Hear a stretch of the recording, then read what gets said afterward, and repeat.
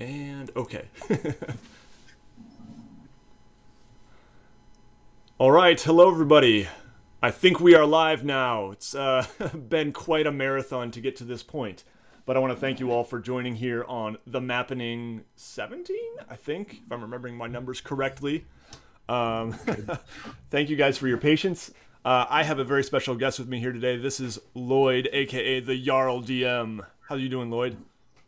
Hello, I'm doing well. Glad to be here. Excited to see what happens. Yeah, good. I just hope everyone can confirm for me that you can hear both me and Lloyd okay. And if you also hear a slight high pitched noise, I apologize. I've got some microphone issues to figure out here, and that's one of the reasons for the delay. But I think I got it less piercing than it was. We'll say that. Um, okay, cool. Michael Phillips says he can hear us both. Thank you, Michael. And Yeah, okay, cool. Others are chiming in. Welcome, we Chris. made it. Rob from Performance Check. What's up? Patrick Benjamin, how you doing? Alexander, Android Life. Welcome, everybody. Nice to have you all here. We're going to be working on this map right here. This is Iskloft. Lloyd, tell us a little bit about Iskloft as I begin some of the, as I continue rather, some of the ink work here on the coastline. Sure, yeah. Iskloft is like a place you don't want to live at all. It is a world that I've created set in like a Norse sort of place, cold, frigid, and filled with all sorts of nasty stuff. Just like not a great place to be overall. It's like a low fantasy, low magic, sort of semi-historical Viking setting. Yeah, very cool. And this has been, excuse me, when would you say you created it? Because it's been at least a few years, hasn't it? 2 or 3 years? Yeah, a long time. I would have started working on it kind of passively when I started playing role playing games. So, like maybe 4 years ago now, I think it would be, Mm-hmm. is when I discovered role playing games and like started to like mess with that kind of thing. Um, I was always kind of peripherally interested in role playing games. Like I used to read monster manuals when I was like a teenager, but didn't know how to play any of the games. So I would just like read all these like 3.5 books and be like, "Oh, cool, cool, cool, cool," but I never played any games. Um, and then like late into my life, I would say I like started playing role playing games through the internet almost entirely. So like first in the one shot group and now in AbTab and stuff like that. But like I started running these Viking themed one shots early on that were just D&D with like a Viking skin thrown on, and over the many hundreds of one shots and games and stuff, it's become something much more specific than it started out as. Mm-hmm. Yeah, very cool. Um, so that's something that you and I have in common is we're both fairly recent, I guess, relative to our lifespans in tabletop role playing games. Because I think I'm trying to do the math here. I think I was pretty much. I think in 1 month it will have been 4 years for me since I played my first like session. Yep, I feel like that's a time when like lots of people in the relatively small online community were just like, "Oh, you can play them on the internet. You can do that. You don't have to play with people like in your neighborhood." Because I don't have anyone in my neighborhood to play with. I never did. Yeah. Um, Once I started to play it online and I got a feel for it, I then started to hassle my real life friends to like, "Hey, maybe we should play D&D," and they were like, "Okay." Um, but you know, until I was confident and like had run a bunch of games, I would never have said it to them. Yeah. So yeah, I think like that's when a lot of people kind of were like, "Oh yeah, yeah, yeah." Like I know there's a bunch of people, channels and stuff who like around the same time, weirdly, there was like this awakening of all these people who are like, "Oh, cool, D&D on the internet." Yeah. Yeah. No, totally. Yep. It was kind of interesting for me. It was like I don't know what it was, but it was right before. It was about 3 months before 5e came out because I think 5e came out like in July. The starter set came out or something, um, and yeah. So I actually started on Pathfinder. But yeah, what other systems did you start in 5e, Lloyd, or did you start in other systems? Yeah. So the first game I played was in a pub in Dublin here with Ian Christensen, who runs Fantastic Dimensions. Yeah. Like I didn't know him then. I had just seen like an ad on the Facebook of the only gaming store in Dublin. There's like one place that sells board games and role playing games, and I saw like him say something on their Facebook, and I was like, okay, I'll just go with it and play D&D in a pub with an absolute stranger. And it was great. And so like then a couple of weeks later, we discovered the OSG and everything else.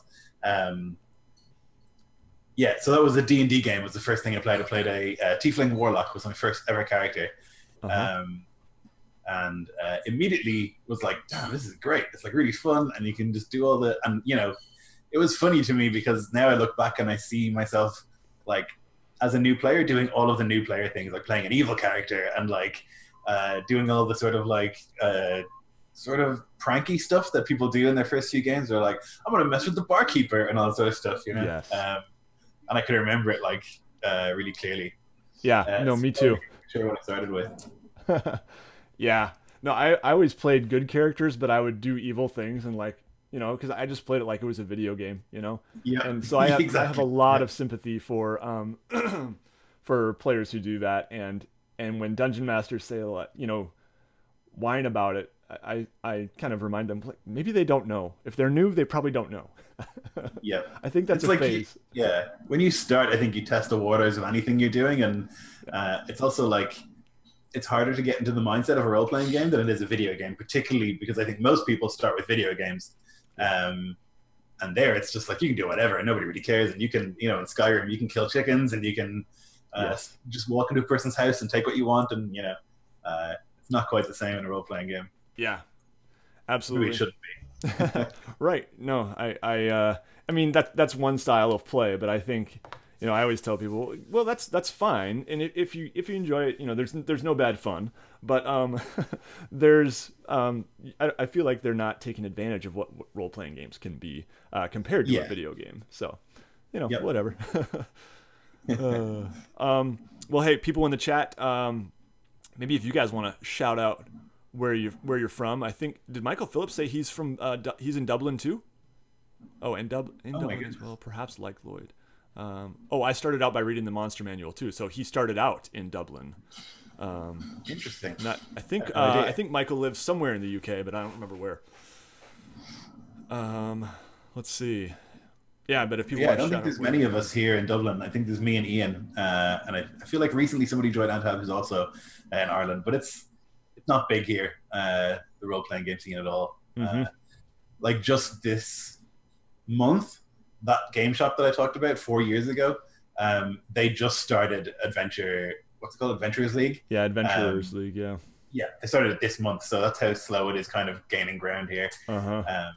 slowly but surely. Yeah. Yeah. Well, that's good, but yeah, I know what you mean. Um, I remember being in Europe last year for a school trip that I was leading, and I think where was I? I was in Caen, I think is how you say it, in France, northern France, kind of by the Right. Normandy region. Yeah, in the Normandy region for sure, near the D-Day landing beaches, and walking through that town, and I happened upon a game shop, and it was just like the most surreal thing. It was just like, oh my gosh, yes. And I went in there, and they spoke some English, and it was mostly Warhammer stuff, but it was still like just this super cool feeling, and you could tell like this was a tiny little hole in the wall place, and this was just this little niche in there, and Yeah. these guys probably didn't. I don't know. I don't think they did much business, but enough. Yeah, I mean, this place too, like here, is incredibly niche. Like, Yeah. as in, I would have, you know, but I was into board games before I was into role playing games. I'm still really into board games, and I would like go in there and like buy a board game, and then like by the second time they were like, "Hey," and they knew me because there was like so few customers. You know, like, so it's like really really tiny. Yeah. But it's kind of cute in that way. It's like nice. Everyone knows each other to some extent, at Yeah. least to see. You know. Yeah, totally. Yep. There's definitely, I'm all for D&D making more headway in the world in terms of, you know, more people. I mean, it's been a revival in a way of the hobby, and it's great, and it's definitely more positive. But there is something to be said for keeping it small in this little niche thing too. That's or niche. Sure. There we go. That's kind of nice. I mean, I think even now, like in Ireland, it's not very well known, and so the assumption is that when you say the word Dungeons and Dragons, that it's like this, like gross, nerdy sort of, pursuit. And so it really takes a lot of work to just be like, or to just say, "Hey, I play Dungeons and Dragons. Like that's what I do. I like that. That's my hobby." 'Cause a lot of people are like, "Oh, really? That's what you do? Oh, okay." Yep. But it's getting there. Yep. Let's see. Zoom wants me to upgrade to Pro. I'm gonna stay with free, I think. Okay, there we go. Yep, that's what I would do. That's my default move. It's like, what's this pop up? Okay, so people are shouting out. I'm gonna scroll back up here. So sorry if people are jarred by me scrolling up. You are seeing my mouse and doing things. France, Arkangisaga, welcome. We got Delaware in the house for Patrick. Germany, near Seattle, Washington, Serbia, nice. NYC, Columbus, Ohio, Romania, Florida, Wyoming in the house. Falling apart there. I am. Virginia, Sacramento, PA, Pennsylvania. Currently in Applebee's parking lot waiting on food. Hey, well, cool. Say hi to Applebee's for me. Yeah. New England. Coughing some more. Anyway, sorry if I missed you, but yes, people from all over the place joining. We currently have 48 watching, so that's awesome. Thanks, guys, for tuning in on this Sunday afternoon or evening, as it were. It's looking good, man. That's a very attractive coastline. Yeah, well, thank you. So good. Yeah, I'm gonna try to share a little bit of the map that I'm working on here that you share with me. So I'll kind of take over the if I can figure it out.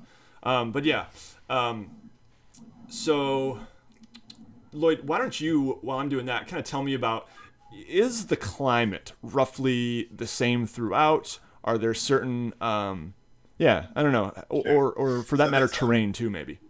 Yeah. So there's a point in Iskloft called the Fitterlina, which is the white line or the Arctic line. So there's a point where it's about 3/4 of the way up, I guess, on the northern point. There's just a point where you hit the Arctic Circle and where there's snow all year round. It's like not a very populous area. That's called Iskolfin. It's where the Iskloft name comes from, which is ice cleft. And there's like a particular region where there's this like notable like crunch of ice that's always there. So you get to a point up north where it's just ice all the time and cold, and you can kind of go down further south. The big island is Gunland, which is like named for a legendary king.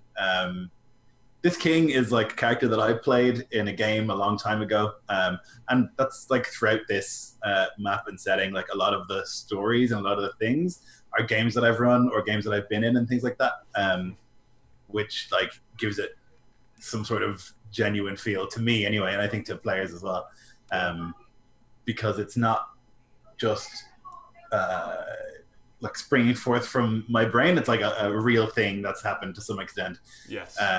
It happened in game and it feels more like organic or something. And so like if you go further south, like that big island is probably like temperature wise like an Ireland sort of situation. Okay. So rainy and cold, and then in the winter snow. And then once you get to like that point in the middle where the islands are, that's when it starts to get a little bit warmer. I feel like it's kind of like France-ish in terms of temperature and like rain and snow and stuff. It should snow basically everywhere in the winter, in the depths of the winter, but a lot of the places will be green-ish, you know? Yeah. Yeah. Yeah, cool. So this is the map you sent me, and I love this. It's it's got a very cool flavor to it, and I'm gonna try to retain some of the characteristics of this for sure. I wonder what you think of this. I'm kind of leaning toward, I do want to do like a papery parchment look, because I think it looks better. But I'm thinking of maybe keeping it a little bit more grayscale than a warm color. Mm-hmm. It just seems to fit kind of the frigid Northern European feel. I don't know what you think of that. Yeah.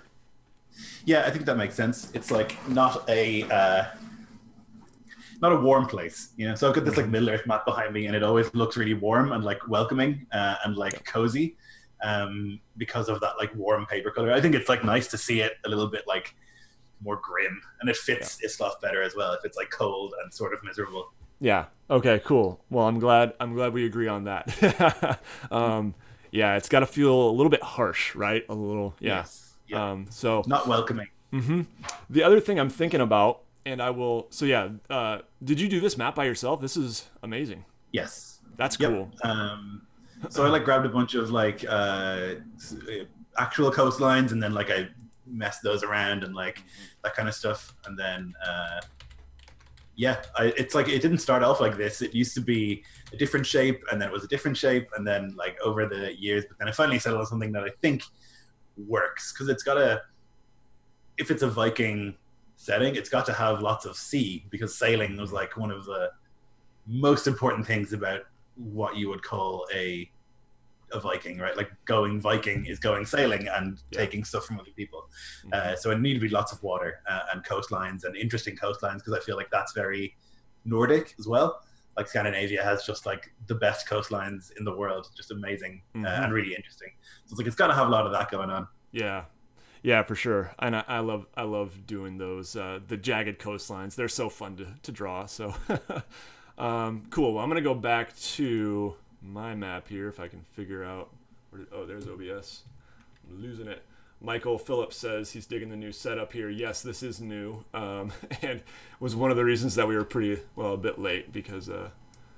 Oh man, I'm tinkering. I realized like I definitely should have done a lot of this last night.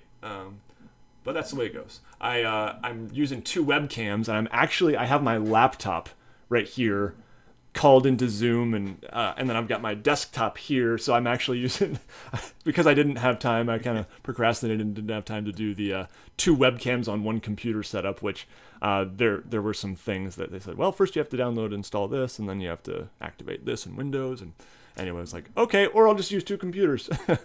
Yeah. So it's the way it goes.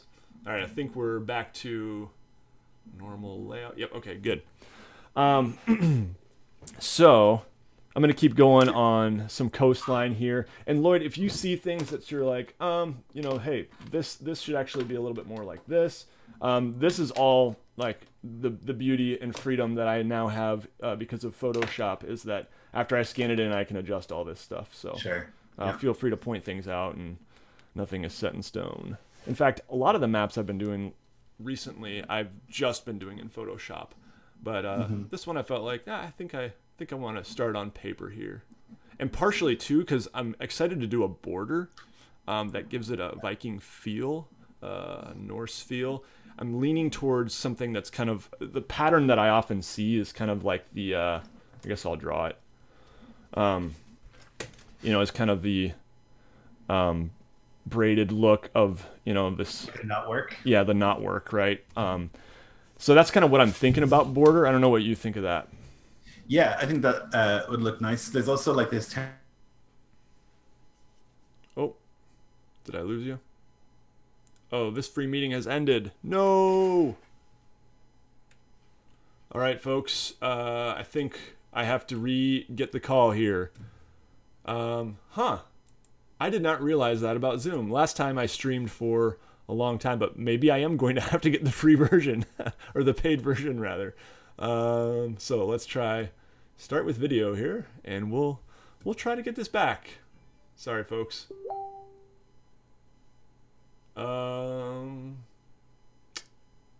Okay. Join audio conference. No. Okay. My bad, everybody. Yeah, still got you guys. Still got me and you in the map here, but the other stuff left. So, invite participants. Copy URL. See if I can send Lloyd a new link. Not accidentally put it in the chat so you all join. I mean, I like you guys and everything. Okay. So yeah, I'm wondering if I've reached some kind of time limit. That must be it. Okay, but we're gonna try again. Okay, Lloyd is back. If you see some wonkiness in the upper boxes by where our profile pictures were, then sorry, hold on and we'll fix it. Sorry about that, Lloyd. So I think it said you have reached the end of your call time or something like that. Okay. So that's not a good sign. Yep. That might mean I eventually need to get the paid version here. So yeah, maybe that's what it is. There might be like a limit on if you're not fully invested or whatever. Exactly. But last time I did it, I think I streamed for 2 hours with Zoom, and we did not reach any kind of limit. It was all good. This was with Jason from Realmsmith when we were painting minis. But I wonder if, I don't know. Maybe it's like an overall time limit, not a time limit per call. Okay. Okay. So. Oh, now I can hear myself. Uh-oh. I have to mute my other computer. There we go. Okay. Whew, we're getting there. And if at the end of the day, like I got to get you in just a Skype call or something like that, we can just go without video. They've seen enough of our faces for a little bit. Yeah. All right. Hey, I think, okay. We've switched sides, Rob says. Yes. Okay, so let me just move these around here. Woo! This is fun. That's super funny. And I'm like way bigger than I was before. Zoomed way in on my face. Okay, so let's see if we can... It's never easy. No, it's not. It's an adventure. Yep. All right. Getting there. All right, we got it. Okay. Close enough. And then, yeah, and I'll crop it a little bit around you to make your face bigger here. That was interesting. Okay. Yep. Keep you guessing, yeah, that's what they like to do. Exactly. Yeah, Lloyd, they're saying Lloyd is smaller too, but yeah, maybe I can. It's all good. I can move this stuff around. Anyway, like I said, people aren't here for us; they're here for the maps. Yep. Okay. What were we talking about anyway? I don't even know. I just panicked. I was like, "I'm gone. What happened?" It's a good question. Jagged coastlines, maybe, or something. Yeah, sure.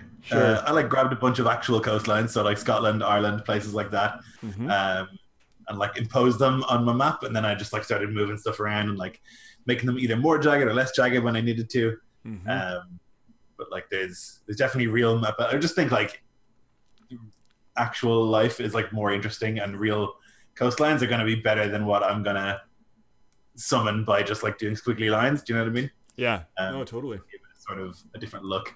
Yeah, I often do that too, actually. Yep. Grabbing real coastlines is a good way to go. So, sorry, I'm not keeping up on the chat very well here, people, but... I can do some. I'll have a look. Sure, yeah. So people are glad they get to see behind the scenes, which is interesting. Somebody said we got the big Viking boot from the stream. We did. Let's see. Where are we? Oh, yeah, here. So we have a question. What has been your biggest mistake as a DM, and what did you learn from it? You go first, Lloyd. Oh, no, mine's easy. Very first time I DM'd. I just told a player, like, no, you can't do that. They were trying to do something creative and fun, and I just said, no, why don't you just attack? Oh, yeah.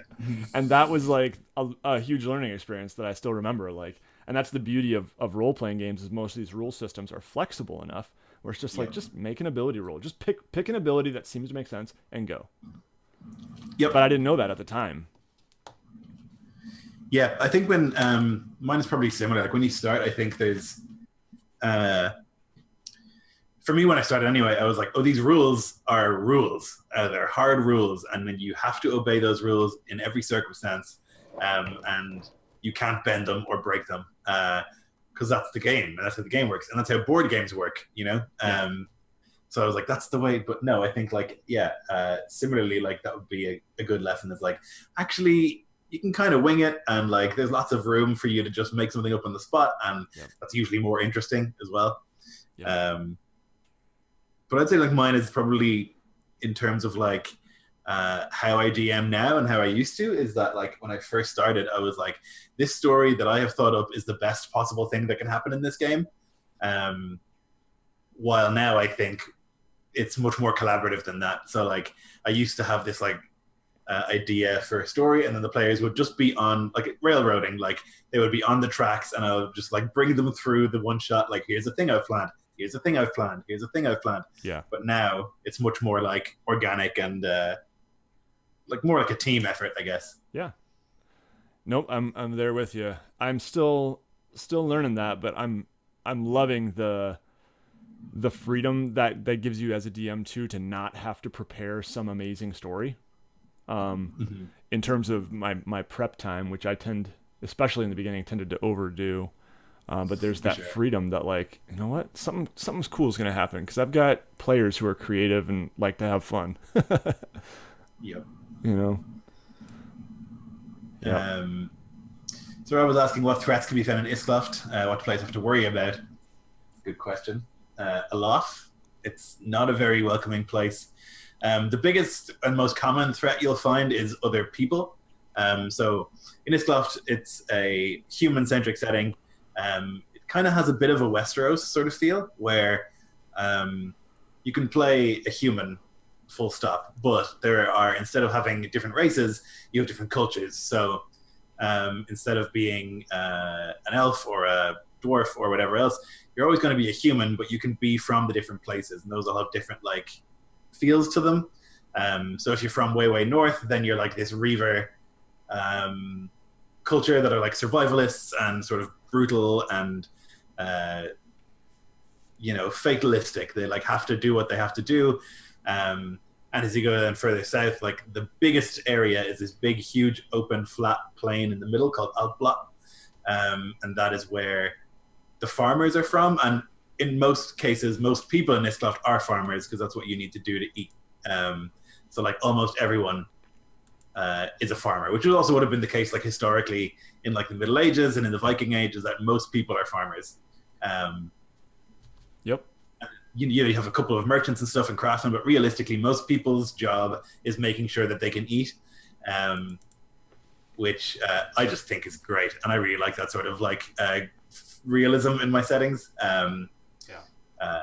So like farming is a huge thing. But most of the people you're going to face are going to be people. Most of the things you're going to face are going to be people, whether that's like Reaver crews or whatever else. But there's also other things. There's the Jotunet, which are like, the history of Iskloft is that once the giants, the Jotun, were like the rulers of this place, and they ruled over the whole world, and they had humans as slaves, and they built these enormous monuments and castles. They had this like golden empire of slavery and of misery for humans. And then the humans prayed and prayed and prayed, and then eventually the Aesir gods, which is Odin and Thor and all the Marvel Comics dudes, appeared and like smashed down and beat up the giants, and then freed humanity from them. But they have, the Jotun, the giants have left behind servants. They have left behind these things called Jotunet, which are giants. They're maybe 12 feet tall. They've got horns, and they live forever. Like they don't die of old age. They have been given a specific mission, and if they die, the Jotun will simply send them back, like reincarnate them to like finish their mission. So there's all these like weird ancient giants who like live in Iskloft and like go about their business sort of every day. And those are probably the most terrifying things you can fight, because they're so big. And because they're very, very old and they have lots of experience in battle and whatnot. And then there's the elves. This is my favorite thing about Iskloft, is for me, an elf is like a really scary idea. That there's like this weird fey creature that can live for hundreds of years, that are like superhuman in terms of like speed and like their vision and things like that. I always thought that was like really interesting and kind of spooky. Yeah, And totally. so, you know what I mean? Like, I think it's when you think about it and you put it into our world, that's like really freaky to some Yeah. extent. Yeah. So then I kind of extrapolated that and I made it worse. And so the Alpha, which are the elves, they're like these weird spirits that like live forever, and they have these like strange powers. And they are kind of like genies, I guess. Like they can grant you things and they make deals. And because they're Fae, they can't lie, but they can manipulate and twist the truth. So they'll often try and get players to accept these bargains. Like, I will give you infinite power, and all I need from you is this really small thing. If you just, the first child you have, you name it something specific. All I ask is that, and I will give you infinite power. And like they make it seem really reasonable, but like there's a ulterior and creepy motive going on. Yeah. Oh man. I really like that. Yep. So that's the kind of stuff that you fight. So thanks, Rob. That was a nice question. Uh-huh. Chad says, are there any areas in Iskloft you haven't explored yet that you'd still like to explore? Yeah. Yes. I don't know where they are yet. I feel like there's more to the world than this continent, but this is where it all happens. This sort of enormous continent. It's probably Europe-sized, but there is other. Like it's one continent, but I feel like the world is big and there's going to be other places, but I don't know what those are yet. There is notably an island, like off to the east of Iskloft, this huge continent. There's this big island, like shrouded in mist. That's where we went, Nate, in the shot that Mike did. This sort of shrouded, misty island that has a different culture, different people, and that's kind of like a mysterious. Yeah, it goes roughly there. Yeah, so that's where I'd like to look at. Yeah, and we kind of made a decision not to put that on here, partially because just the way it fit, and partially because you kind of had this feeling like it's far out, and you almost prefer maybe for now to leave that a little bit mysterious. Yep, I like the idea that no one knows how far away it is. It's just like if you sail east for long enough, you might get there. Yeah. Which is kind of how sailing used to be. You know, like I feel like Vikings did a lot of that. We'll just sail in this direction until we hit land. So they ended up in England and Ireland, how they ended up in like Newfoundland in Canada, and like how they ended up everywhere. They just were like, we'll just go and see what happens. Yeah, absolutely. Let's see. We got lots of questions. Did you base the names on real Scandinavian languages? If so, did you have to learn it from scratch? So yes and no. I based them on real Norse, but I do that mostly through Icelandic. Icelandic is like a modern day language that is the closest to Old Norse. So I did read a lot of like sagas, and I read a lot of like Havamal, which is like this really interesting book of advice that Odin is supposed to have written. Odin is like the king of the gods in the Norse pantheon. And so if you read this stuff for like long enough, you start to get a feel for the names and like the way that names work. But a lot of it is like putting it into Google Translate and then picking the words, and then like occasionally I'll ask some Icelandic friends, does this work? Does this sound correct? Or like whatever, and I'll get it there in the end. Yeah. The other thing I do is just like from one shots and from games, I'll take things that happen or names that happen, you know, character names, and then I'll put those into the setting as well. Mm-hmm. That's cool. Let's see. So that was Michael Phillips. Thank you. Alexander says, so what's some of the current happenings in your setting? There is a Jarl in the very, very north of the world called Uthal Coldbrander, who is a Reaver king to some extent. He's like this very, very powerful, very well supplied Jarl. Jarl is like a lord. Mm-hmm. And he is well known for being a Reaver and a destroyer, and he just takes what he wants. And he's not well liked, but he's very hard to stop. And so I'm running a campaign at the moment on my channel called Saga, which is about some people who live in the region just south of where that Jarl is, and they're trying to fight against him and like do something and stop him from taking all their stuff and stop him from just dominating that part of the world. So that's like the most current happening. There's also a secondary thread that somebody else, Jeff Doty, is running of this strange berserker who is supposed to have died once and has come back and has these strange powers he associates with like witches and all this weird stuff, and he is like conquering large chunks of the south. That big island in the south there is Sodderfjord. He's conquering big chunks of that, and people are quite worried about it, and so there's been a couple of games in that sort of vein. But there's all sorts of stories, and like people run games in Iskloft in different places, and that's really nice for me because I can like color those places in based on what their games are doing, you know? Yeah. Yep. And yeah, so excuse me, when Mike the Piper on YouTube, go check him out, ran a game for us. Like I know like if someone's running an Iskloft game, like you try to be in it because like this is your thing and you want to see how they do it. And Mike, you know, you told him like, dude, you nailed the tone. That was great. And that probably, I imagine that gives you further inspiration for the world building for sure. Yep, absolutely. And I always try and like, if somebody runs a game to like take things from it,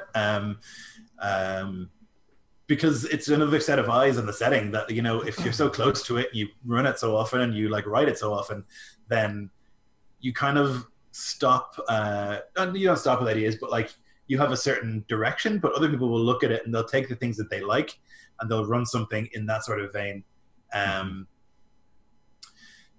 Which is great because it's like a new set of eyes that you might necessarily see, you know? So I always try and like be in those games so I can get a feel for what other people think is cool about the setting. Yeah, definitely. Yep, that's awesome. And Lloyd, and I put a link to your channel. I forgot to put it in the video description, I think. So I just put one in the chat here, and I was trying to figure out, I thought there was a way to like pin a comment, but I don't see that here. Oh, this is top chat, so I'm wondering maybe I want live chat? All messages are visible? I don't want to break this here, so I'm just going to leave it. Okay, so anyway, I will put a link. If you're watching this after the fact, I'll definitely put a link to Lloyd's channel in the video description. But yeah, you run a mean Middle-earth game too, I hear, from Barker, and I've tuned in on bits and pieces of that. So Lloyd runs a lot of games, and you've kind of had a thing for historical games for a while there, or just different cultures. There was like a samurai. What other sorts of things have you done? Yeah, so I currently run every second Monday a game called Against the Shadow, which is set in Middle-earth. It's like an alternate War of the Ring sort of feeling. We're like 25 or 6 episodes in, I think. We've been running for over a year. I'm particularly proud of it. I think it's very, very good. I don't often say that about my stuff, but I'm particularly proud of Against the Shadow. I really think it's great. We've like worked really hard on like always speaking in Middle-earth, if that makes sense. Like we always try and speak in the way that they would speak in the books and in the films. Yeah. Which adds a lot to it, I think. Yeah, and then I've got a friend of mine, Nicholas Dawson, who's running a trilogy of like samurai games set in mythic Japan. I've run lots of historical one-shots throughout my my short career because I'm really interested in history, always have been, and so it's great inspiration, I think. I tend to run low magic games and like low fantasy games for lots of reasons, but I really like the sort of human struggle more than I like the fantastical sort of stuff overall. Yeah, I'm with you on that. That's kind of my preferred flavor too. Yeah, although I I had the privilege of speaking with Satine Phoenix at GaryCon, and I talked to her about Everon, her interest in Everon, and she kind of sold me on like the craziness of that place because it's like high magic, just fantasy on steroids. And I was like, I can see the draw there. I do want to try that, but in general, yeah, I'm a lower fantasy. Yeah, I just think for me it's easier to get my head into it. Like I can more easily immerse myself in a setting that is close to our world than one that's like so crazy far away. Because I think it's so hard to think of all the things that would change. Like Mm-hmm. if you had wizards everywhere and if you had like crazy magic all over the place, the world would be like unrecognizably different, I think. And my brain just naturally wants to look at all those things that would happen. And a lot of settings don't do that. They just kind of like um, uh, they have to simplify. You can't like specify all those things. You can't like get into all that nitty gritty detail. But that's the stuff that I like. Yeah. Um, so I tend to pick something a little bit more grounded, I guess. Uh-huh. That makes sense. So Mike asks, are there any conflicting pantheons that could cause wars? It's a good question. So this Iskloft place is a monoculture in that it's all the same. How to explain? So they're all of the same sort of Norse feel. There are lots of different cultures within that, but they all worship ostensibly the same gods. And some people worship the Jotun, and that's not looked upon as like evil, because the Jotun are kind of like the Titans in Greek mythology, in that they represent like older things, like weird elements, sort of like primordial sort of feel, as opposed to like the gods who represent concepts like war and love and things like that. The giants would represent things like earth and water and that kind of thing. Mm-hmm. That doesn't cause too much conflict, but there is another pantheon of gods, which is like the old gods. These are the gods of the elves, and those are based on like Celtic mythology, which is kind of what would have come before Viking mythology anyway. So it's different gods, and it's kind of based in Irish culture, which is where I'm from, and I like to like put some of that stuff in there when I can. Mm-hmm. So a different mythology, and that definitely would cause problems because there's a big disconnect between those two pantheons, and you could definitely see a war happening there. Yeah, that's really cool. Yeah, and so you're a big fan of history, and you know quite a bit. Like, didn't you used to lead tours or something like that too? Yep, I used to be a tour guide in Dublin. I worked first in the Jameson distillery, where I used to do walking tours, and then I worked in Guinness, doing tours there in the Guinness brewery.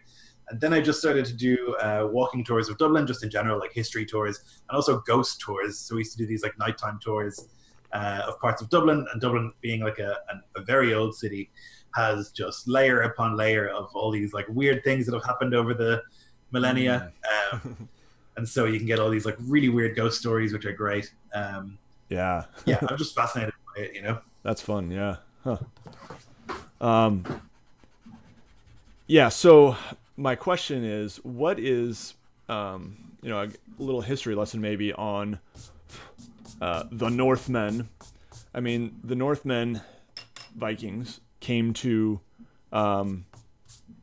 England and the UK as raiding, and eventually settled, right? So, I mean, people in the UK are, am I right on this? They are the descendants, some of them are descended from the Norse, right? So, like, the reason that they went raiding is because, like, there's not that much arable land in places like Denmark and Norway and stuff. Mm-hmm. And so they wanted, like, somewhere that was green where they could, like, farm. And so, like, because they couldn't do it much at home, like, the culture developed into this, like, traveling sort of raider culture where they had to take things from other people because they couldn't make it at home. So they would like go through these, but like the intention was always, or almost always, to like find land that they could live and settle, as opposed to just to like kill or war. Like conquest wasn't really a big draw. It was like, can we go here? Can we stay here? Can we like settle here? Yeah. Which is like really interesting. And like a lot of people just think like, oh, Vikings, horned helmets, like kill, smash. But like really it was like a survival thing. But like they settled here and they settled in England and in Scotland and like intermarried and stuff. Like there was an Irish king who was a Viking, and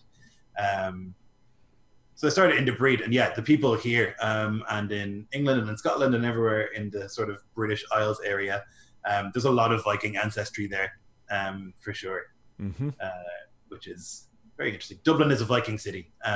Was founded by Vikings. Dublin is Blackpool in Gaelic, but they would have called it Difflin, which means the same thing because there's like a very dark sort of brackish river that runs under Dublin. Uh-huh. Yeah, so that's it's a Viking city through and through, and so is like Waterford is also in Ireland. That's another Viking city, and like Wexford, all these places that have ford at the end would have been like fjord, which is a Viking or a Norse word. Yeah. So the whole kind of east coast of Ireland, there's loads of like Viking settlements, even today, which is pretty cool. Yeah, someone in the chat mentioned Normandy, named after the Northmen. You know, so yeah, I mean it's universal there in the coastal areas of Europe, northern Europe. Yep, and the Normans would have come after, so the Vikings would have settled here in England, and then the Normans, who were Vikings, like advanced more quickly, and they got like some cavalry and some longbows, and they came over here then and then conquered the Vikings and intermarried with them and stuff. It's all just invasion after invasion in this part of the world. Mm-hmm. Yeah, it's fascinating stuff. So Rob asked me like, how is combat different in Iskloft, and that's a big thing. Yeah. So like, I tend to run very violent, very unforgiving games, and I've worked out like a couple of systems that I've put into Iskloft that will make it significantly more violent and dangerous. So one of those is the brutal wound system, which is like when you get a critical hit, instead of just taking extra damage, you will roll a d12 for the hit location and a d20 to determine what awful thing happens to you. And those things, they can range pretty dramatically, but like if you roll a 1, it might be like, oh, you get a the blunt end of the axe like clips your eyebrow, you like are a little bit dizzy, you'll have disadvantage on your next round of attacks, but it goes all the way up to like the 20 and the 19, which can be instant death, which can be you know, the axe cuts through your stomach and the intestines pour out onto the ground, and you look in horror for the next, you know, 2 turns before you inevitably die. That's something that I think really represents combat and what combat would be like when everyone has a certain level of proficiency and everyone has weapons. I feel like characters are too survivable for my liking, because combat should be really scary. Every time you get in a fight with somebody who's intending on killing you and they have a weapon to do so, I think it should be like a nail biter every time. Yep. So I've put a lot of work into that, into making the combat more punishing and more dangerous. And it works both ways. Like the players will often like smash my well thought out encounter, or like I'll think, ooh, this will be a cool boss, and then they'll just smash him in a round by critting him.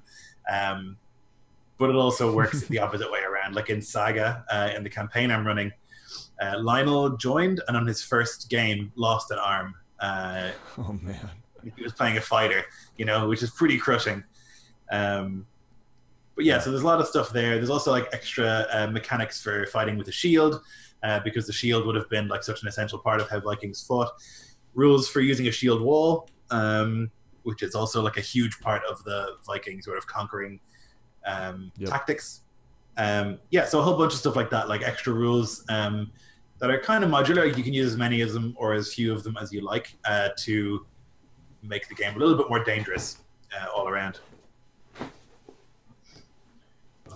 So thanks, Rob.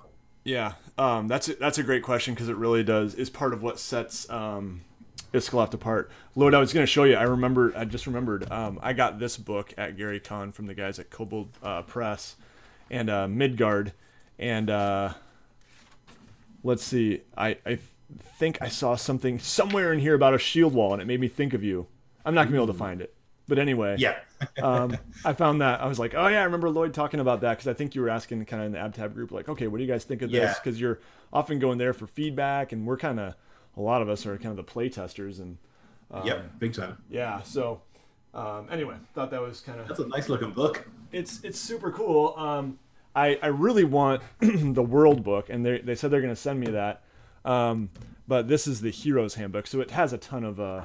character options, new races for the Midgard setting, which I don't really know that much about, but it doesn't seem like too off the beaten path of compared to like Forgotten Realms. Yeah. So yeah. Anyway, Nice.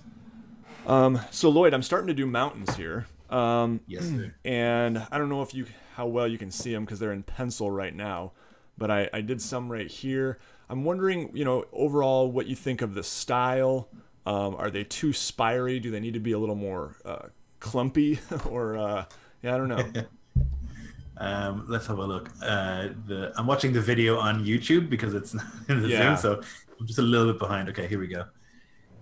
Yes, I think that's a good scale because the place is huge, so that seems like a good size for Okay. sure. And I feel like mountains are clumpy. I feel like they don't just come in lines or like separately. They come in like a whole Yeah. thing. Yeah. I think that looks good. Okay. Okay. And yep. And I'll we can always redo a little bit Yep. if yeah, if you decide on a different style or whatever, but I'm gonna go for it. Sure. I've also been doing some of the rivers here. So I noticed on your Hmm. map one thing, and I think you kind of mentioned like, hey, feel free to take liberties. I don't really know what I'm doing with when it comes to maps. So the rivers that you had kind of split a lot. So I kind of made them the opposite, where they rather than splitting, they come to They one. You know join. what I mean? Yeah. Yeah. So I hope that's okay. Yes. Yep. I did that map a long time ago, and then I started watching Questing Beast recently. Yeah. He is great. Just really, really good for lots of reasons. But I kind of watched his video about rivers, and I was like, oh, right, okay, yeah, that makes sense. Like they find the lowest place and they join up or whatever. So, yeah, absolutely, definitely fix that stuff if it makes more sense. Yeah. Cool. Yeah, Questing Beast is great. I had that's how I got my start in drawing maps. I was just watching some of his videos and I was like, let's try one. And I turned on the camera and there you go. Yeah, So I got to have him on the mappening a while back, and that was like nice. cool because it was like it's all coming back around. That guy's responsible for me spending a lot of money recently, like on OSR products, which I don't even need, but I'm just like, ooh, they look so good. Yeah, I know. I hear you. Yep, he does good stuff. Um, so Chad asks, are the water is treacherous? Sea monsters, sirens, frigid temperatures. Would it be reasonable that people could survive a long trip west to other continents? It's a good question. Sea monsters. It's assumed by the people who live in Iskloft that there are sea monsters absolutely everywhere. It's assumed that if you go far enough away from land, you can't see it anymore. That there are monsters there, which is just like a real belief that people had in the ancient world and in the medieval world. That if you couldn't see land, then you could be lost and you could be anywhere. You could have sailed into the afterlife. You could have sailed anywhere. People were very afraid of that. So I guess I'll say that there are sea monsters in Iskloft. Sea serpents and kraken and things like those are both actually like Norse ideas. They exist. They're not common. Definitely not common, but they do exist. I've never brought one into a game. I would be wary of doing so because I feel like they should be rare and mysterious. And if you see one, it should be like, oh god, like a major problem. So I don't want to be all over the place. Yep, definitely. Temperatures, yeah, it's cold all over, and I feel like traveling in an open-topped boat, which is how they used to travel in the Viking Age with those long ships, would be difficult if you're going to be traveling a long distance and you're going to be in those sort of like frozen areas. Like imagine sailing the Atlantic with an open-top boat. Like it just seems Yeah, crazy to me. the Northern People did it, Atlantic. it seems crazy. Yeah, absolutely. I someone mentioned, I think it was Rob, it's a finely tuned crit system for combat, and the thing that I really like about the combat is I feel like, and sorry if you already said this, I can't remember. I feel like I've talked to you about this before, or maybe we've had conversations in the ad tab group about it, but fifth edition is it's sometimes too hard to die. It's easy to fall unconscious, and it's too hard to die. Yeah. So Yep. I love that there's that possibility that you could just outright die. And yeah, that's Yeah, cool. I like to represent the idea that it's like just possible to die, and even if you're an excellent warrior, you can get shanked in the back and get killed. Yep. Like because I feel like lots of people, lots of heroes in reality in like our world. Like I can imagine these like Greek rad lords who are like, yes, I am like Spartan warrior, for example. Like I'm the best. I'm the best warrior that the ancient world has to give. but it only takes one lucky guy with a bow to like shoot you in the eye, and then you're done. Yeah. You know what I mean? Like it's so chaotic, so random, and I really feel like in fifth edition, it's not easy to die. Yeah. Like you say, it's really easy to go down. But even that at higher levels characters feel very powerful to me. Yes. And they stretch the belief that they could be normal people. I think when you get to like past level 8, the characters are basically superhuman. You know, like they have so many hit points, they can do so many things. So I think it's I think it's tricky to figure that out. So for me, the important thing is that it's like possible to die and that it's likely to. It makes the combat feel so much more intense, and it makes the players think about getting into fights as well. Which I think is like the most powerful thing that it's created. Like as opposed to just being like, oh, it's dangerous, you could die. It's like, do you really want to fight these people? And it makes players think in a different way because every combat could be their last. You know, even if it's a minor thing like some bandits on the road, which would not be a problem for like a 5th level D&D party. For a 5th level Iskloft party, that could be the end of your campaign. You know, some bandits who like get the jump on you. Yeah. So like, I think that's a big part of what I want to bring across. Yeah, I love that. Yep. So, Lloyd also, Chris Johnson says, Nate, do you ever use Lightbox for this part of the process? No, I don't. I wish I had a Lightbox. I've tried to make one before. What was I gonna? Oh yeah. So 5th edition is a. Sorry, what am I trying to say? Adventures in Middleearth. You're obviously into it. You run a campaign with those rules. How impactful was that when? Oh, I think it's gonna kick me off here. In 10 minutes, we might have to leave in 10 minutes. Okay. I'm getting some feedback. Act your age. Dump your parents' insurance company. An ad somewhere. Let me see where that came from. Or was that you? Okay, I think it might have been. It's very possible that somewhere in some browser I have NCAA basketball open.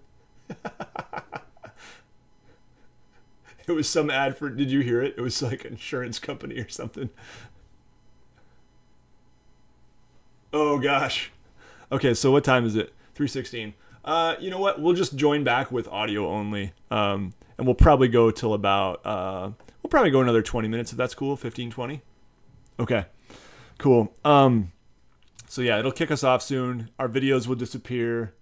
I'll blow you all one last kiss. There we go. All right. Adventures in Middle-earth. Very influential for you, I imagine. So how has, did that kind of inspire you to actually try to like release Iskloft? Because you are planning to do that in some form as like a 5e compatible thing.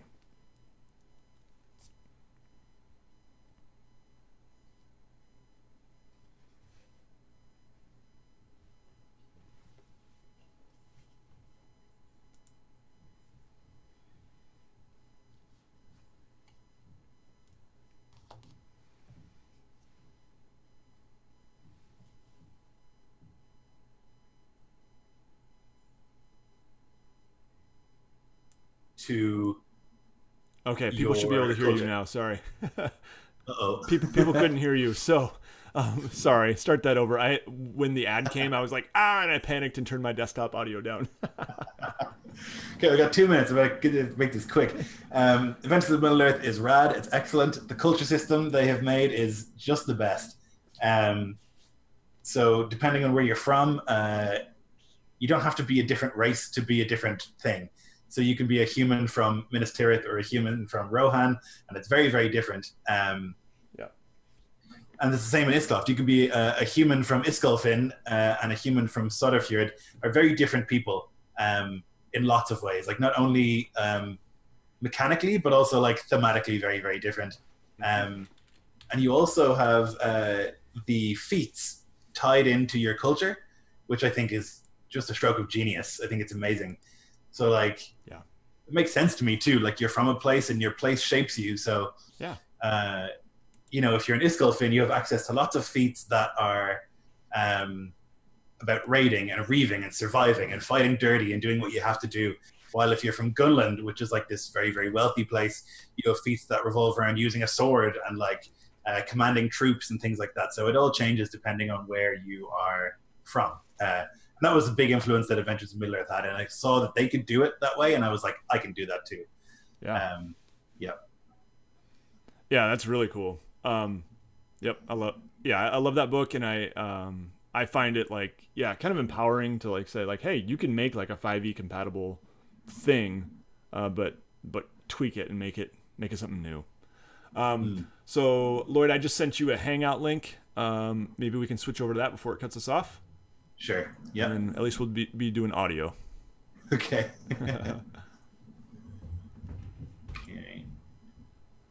Okay. All right, hang up Zoom here. Okay. Oh, I think it just ended. That's perfect. All right, now say something. Okay, I gotta fix the audio here. Settings. Speakers. Okay, I think probably people can hear you. I just think I can't. Okay, try again. Hello. Yeah, okay, so I can hear you. Now let's make sure other people can as well. And where is... Okay, get OBS. People in the chat, can you hear us?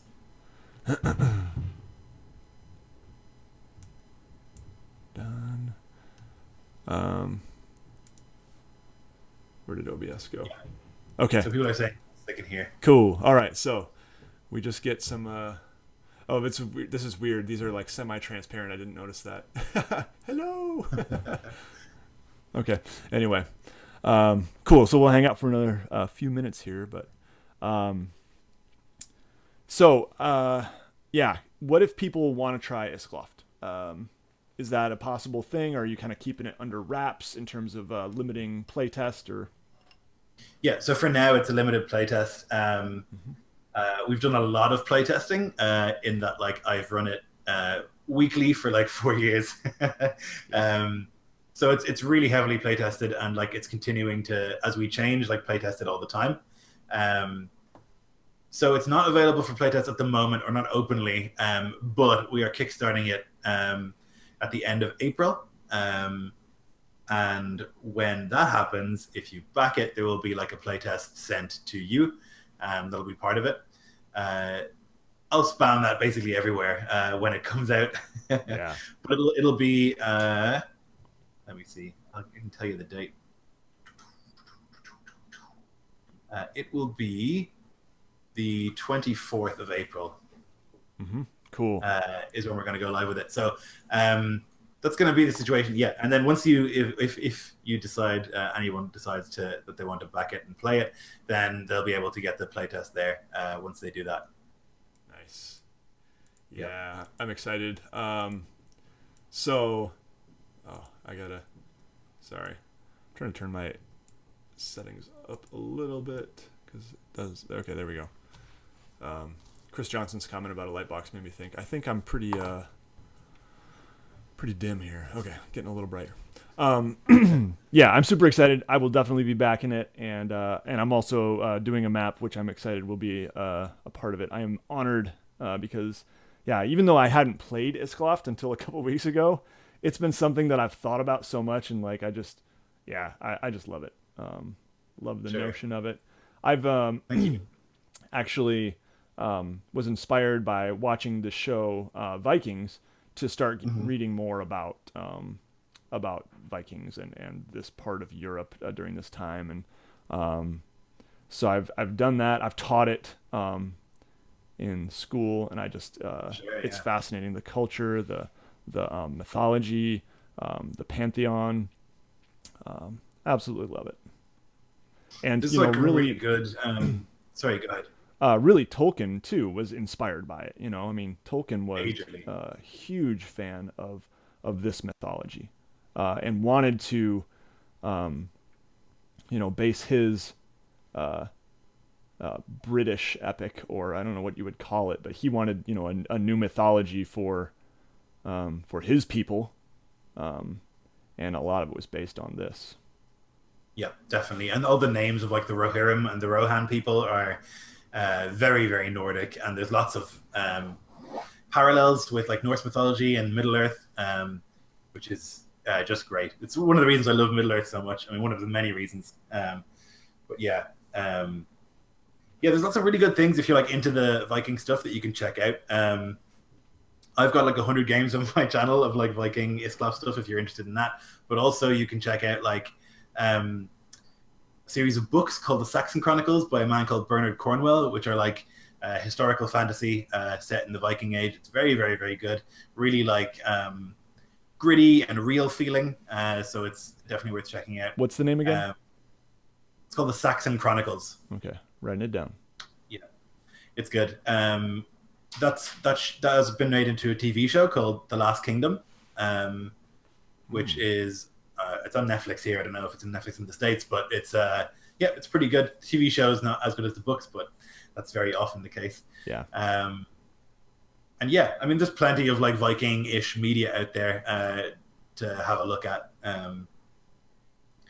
But yeah, if you're interested in Iskloft, if you really want to run it and you can't wait until April, you can like message me if you can find me on Facebook or whatever, and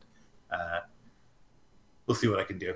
The more people who play it, the better, I think. You know, I just don't want to like give it to everybody right now because it's coming out very soon. Right, and you want to be able to trust that people aren't just going to be sharing it all over the place. Exactly. Yep. You got to be careful, I guess. Yep. I was going to ask you a couple more things here, just in terms of style before we go. Treat this as a consultation here. Let me flip over. So let's say we've got some coastline here. Let me get a little thicker pen.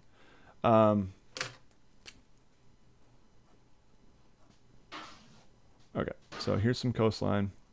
What I was thinking, if this is land here, and this is water over here, and this is I realize you have a bit of a delay on your end because my video feed isn't working. So, if normally I do, the style of coastline that's kind of like just kind of taking some wavy lines along the edge, and that's cool, and I'm totally willing to do that. But I was thinking it might be more appropriate and give it more of an old-timey feel if I do a style maybe you've seen before. You've probably seen it. Where I kind of do little like waves going perpendicular to the coastline of varying lengths, and it can kind of give it I don't know.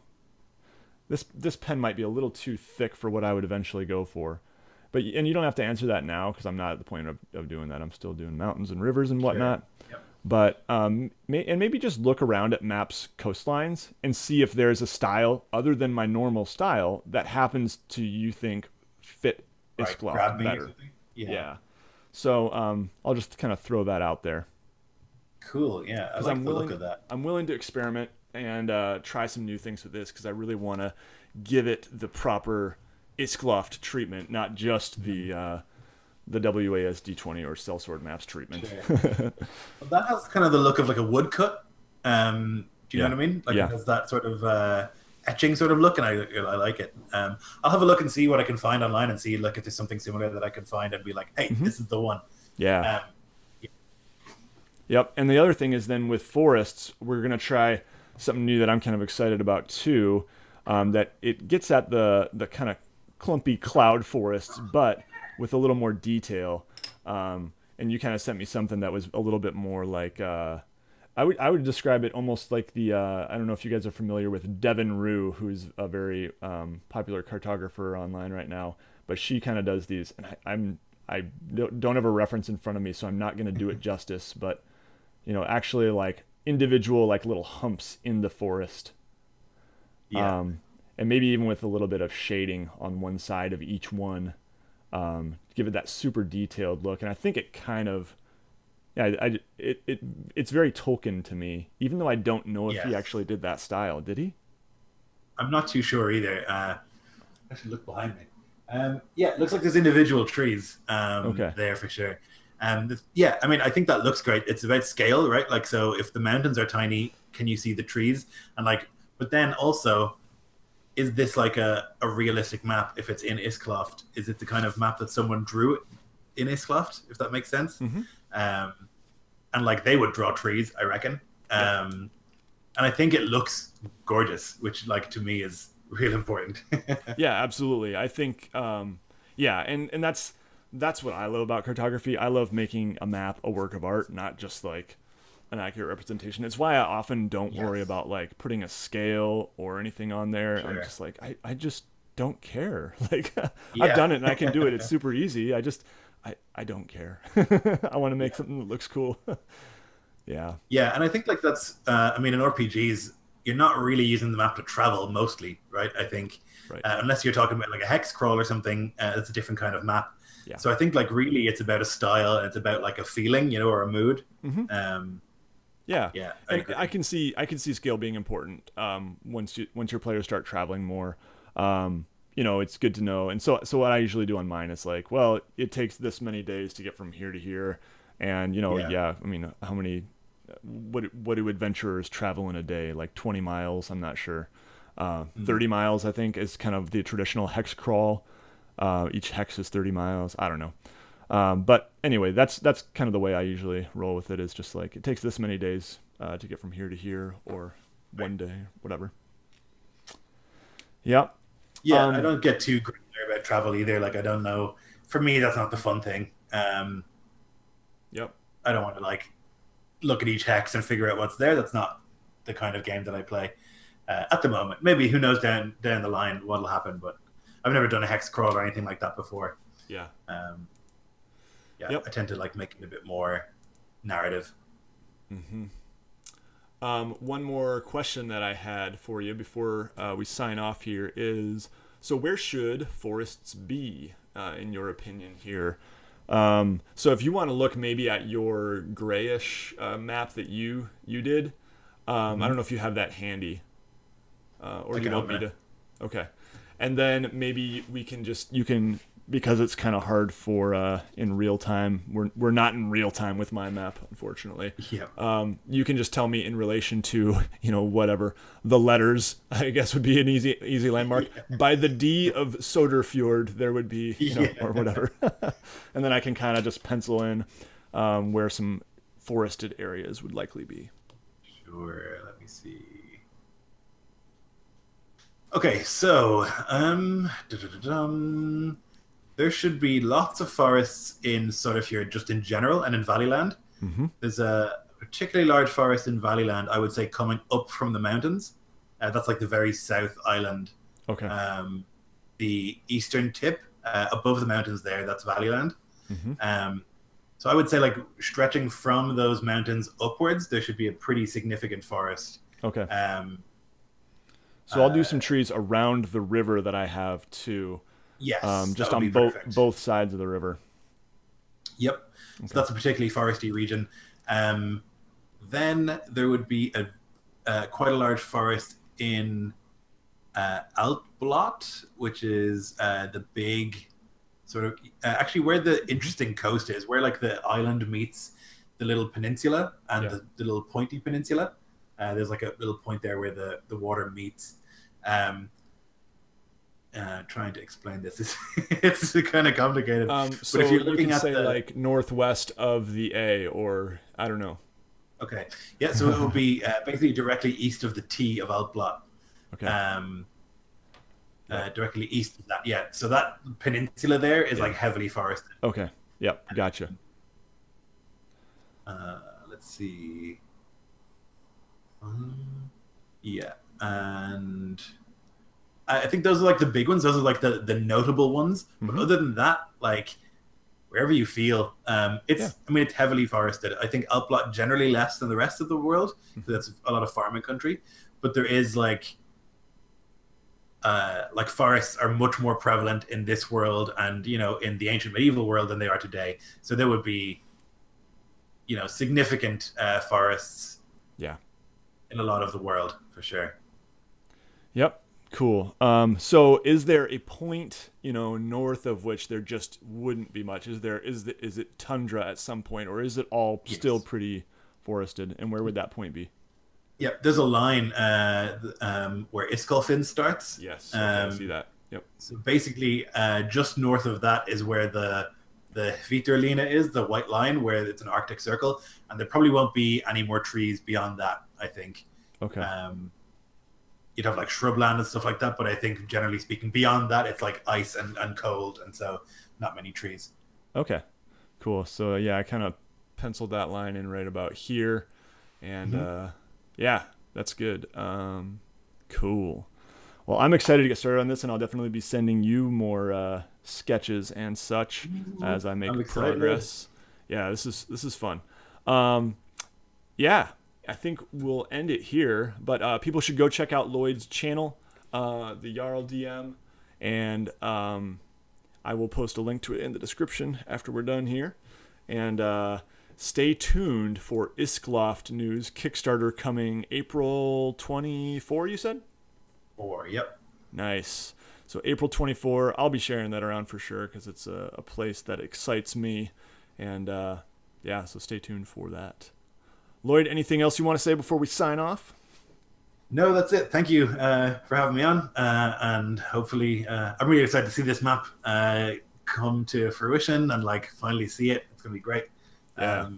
Yeah, if people like are interested in the setting, definitely just message me. I'm more than willing to chat about it and tell you more. Yeah, very cool. All right, thanks so much everybody for joining. And yeah, I think before I sign off, I should find the YouTube stop button so we don't have that awkward like. Okay, now we will sign off. Thanks everybody for joining in, and we'll see you again soon.